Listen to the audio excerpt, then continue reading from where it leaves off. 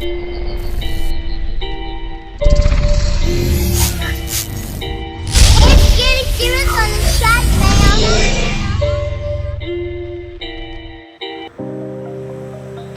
എടുത്തിരിക്കുന്ന gear box നമുക്കൊന്ന് test ചെയ്ത് നോക്കാം. അപ്പം നമുക്ക് ഫസ്റ്റ് ഗിയറിലേക്ക് ഒന്ന് ഇടാം. അപ്പോൾ ഇതാണ് ഫസ്റ്റ് ഗിയറിലേക്ക് ഇടുന്നത്. അപ്പോൾ ഫസ്റ്റ് ഗിയറിലേക്ക് ഒന്ന് ഇടാം. ഫസ്റ്റ് ഗിയറിലേക്ക് ഇട്ടു. പിന്നെ നമ്മളിനി ഒരു ഇൻപുട്ട് ഷാഫ്റ്റ് നമുക്കൊന്ന് കറക്കി നോക്കണം.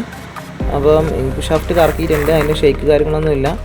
അപ്പം ഔട്ടറിലേക്ക് നോക്കുമ്പോൾ ഔട്ടർ ഷാഫ്റ്റ് നമ്മൾ നോക്കുമ്പോൾ കണ്ടാൽ മനസ്സിലാവും. അത് ഫസ്റ്റ് ഗിയറിൻ്റെ ഒരു ടോർക്കിൽ അത് റൊട്ടേറ്റ് ചെയ്ത് നമുക്ക് കണ്ടാൽ മനസ്സിലാവും. അപ്പോൾ ഇനി നമുക്ക് എന്താ ചെയ്യേണ്ടത് വെച്ചാൽ നമുക്ക് നേരെ സെക്കൻഡ് ഗിയറിലേക്ക് ഇടണം. അപ്പം ഇതാണ് സെക്കൻഡ് ഗിയർ. അപ്പോൾ സെക്കൻഡ് ഗിയറിലേക്ക് ഇട്ട് കഴിയുമ്പോൾ നമുക്ക് കാണാം ഫസ്റ്റിനേക്കാളും കുറച്ചും കൂടി ഇതിൽ കറങ്ങുന്നുണ്ട്. അതാണ് സെക്കൻഡ് ഗിയറിൻ്റെ ഒരു പവർ. അപ്പോൾ ഇനി നമുക്ക് ചെയ്യേണ്ടതെന്ന് വെച്ചിട്ടുണ്ടെങ്കിൽ തേർഡ് ഗിയറിലേക്ക് വരണം. അപ്പോൾ ജസ്റ്റ് ബാക്കോട്ട് തട്ടിക്കഴിഞ്ഞാൽ തേർഡ് ഗിയറിലേക്ക് വേണം. Not third. അപ്പോൾ തേർഡ് ഗിയറിലേക്ക് ഇട്ട് കഴിഞ്ഞപ്പോൾ നല്ലൊരു സ്പീഡിൽ തന്നെ അതിൻ്റെ ഔട്ടർ ഷാഫ്റ്റ് കറങ്ങുന്നുണ്ട്. ഇനി നമുക്ക് ഇത് ഫോർത്തിലേക്ക് ഇട്ട് നോക്കണം. ഇതൊരു 4 സ്പീഡ് ഗിയർ ബോക്സ് ആയതുകൊണ്ട് തന്നെ 4ാമത്തെ ഗിയർ ഉണ്ട്. അപ്പോൾ 4ാമത്തെ ഗിയറിലേക്ക് നമ്മൾ ജസ്റ്റ് തട്ടിയിട്ടു. അപ്പം നമുക്ക് കാണാം നല്ലൊരു സ്പീഡിൽ അതിൻ്റെ ഔട്ടർ ഷാഫ്റ്റ് കറങ്ങുന്നുണ്ട്. ഇതാണ് നമ്മുടെ ഗിയർ ബോക്സ്. അപ്പോൾ ഗിയർ ബോക്സ് നല്ല രീതിയിൽ തന്നെ റൊട്ടേറ്റ് ചെയ്യുന്നുണ്ട്. അപ്പോൾ ഇനി നമുക്ക് മെയിനായിട്ട് നമുക്ക് വേണ്ടത് നമ്മുടെ ഈ മിനി ജീപ്പിന് വേണ്ടത് റിവേഴ്സാണ്. അപ്പം റിവേഴ്സ് ഗിയറിന് വേണ്ടിയിട്ട് നമ്മൾ ഗിയർ സെലക്ട് ചെയ്തിട്ട് കൊടുക്കുക. അപ്പോൾ റിവേഴ്സ് ഇങ്ങനെ ഈ ഒരു പൊസിഷനിലാണ് ഗിയർ ഇടുന്നത്. അപ്പം ജസ്റ്റ് നമുക്ക് ആ ലിവേഴ്സ് ഒന്ന് തട്ടി നോക്കാം. അപ്പം റിവേഴ്സ് മോഡിലേക്ക് ഇപ്പം ഗിയർ വീണിട്ടുണ്ട്. അപ്പോൾ ഇനി നമുക്ക് ഷാഫ്റ്റ് നമ്മൾ നേരത്തെ കറക്കുമ്പോൾ കണ്ടാൽ മനസ്സിലാവും. ഒരു പതുക്കെ റിവേഴ്സ് മോഡിലേക്ക് അത് കറങ്ങി നമുക്ക് കണ്ടാൽ മനസ്സിലാവും. അപ്പോൾ ഇതാണ് ശരിക്കും നമ്മുടെ ഗിയർ ബോക്സ്. അപ്പം ഈ ഗിയർ ബോക്സിന് വില എത്രയാണെന്ന് വെച്ചിട്ടുണ്ടെങ്കിൽ എനിക്ക് കിട്ടിയ വില എന്ന് വെച്ചിട്ടുണ്ടെങ്കിൽ 4500 രൂപയാണ് ഈ ഗിയർ ബോക്സിൻ്റെ വില വന്നിട്ടുള്ളത്. അപ്പം ഈ ഗിയർ ബോക്സ് നിങ്ങളുടെ സ്ഥലങ്ങളിൽ പല റേറ്റ് ആയിരിക്കും. എനിക്ക് കിട്ടിയിരിക്കുന്ന റേറ്റാണ് ഈ റേറ്റ്. ഇനി നമുക്ക് എന്താ ചെയ്യേണ്ടതെന്ന് വെച്ചിട്ടുണ്ടെങ്കിൽ നമ്മുടെ ഗിയർ ബോക്സ് ഒന്ന് വൃത്തിയാക്കി എടുക്കണം. അപ്പോൾ വൃത്തിയാക്കി എടുക്കാൻ വേണ്ടിയിട്ട് ധാരാളം ടെസ്റ്റും കാര്യങ്ങളെല്ലാം ഉണ്ട്. അപ്പം നമുക്ക് വണ്ടിയിൽ തന്നെ അയച്ചിട്ട ഗിയർ ബോക്സ് ആണ്. അതുകൊണ്ട് തന്നെ വലിയ കുഴപ്പമൊന്നുമില്ല. എന്നാലും കുറച്ച് പൊടിയും കാര്യങ്ങളും അഴുക്കും കാര്യങ്ങളൊക്കെ ഉണ്ട്. നമുക്കപ്പോൾ അതൊന്ന് ജസ്റ്റ് ബ്രഷ് ഉപയോഗിച്ച് നമുക്ക് അതൊക്കെ ഒന്ന് ക്ലീൻ ചെയ്തെടുക്കേണ്ടതുണ്ട്. അപ്പോൾ നമുക്ക് എന്താ വെച്ചാൽ നമ്മൾ സാധാരണ പെയിൻറ്റിങ്ങിന് ഉപയോഗിക്കുന്ന ഒരു ബ്രഷൊക്കെ എടുത്തിട്ട് ആ ബ്രഷിൻ്റെ പോയ വർഷമാണെങ്കിലും കുഴപ്പമില്ല കേട്ടോ, അതെടുത്തിട്ട് നല്ലോണം വരച്ച് വൃത്തിയാക്കിയിട്ട് ഡീസൽ ഒഴിക്കണം.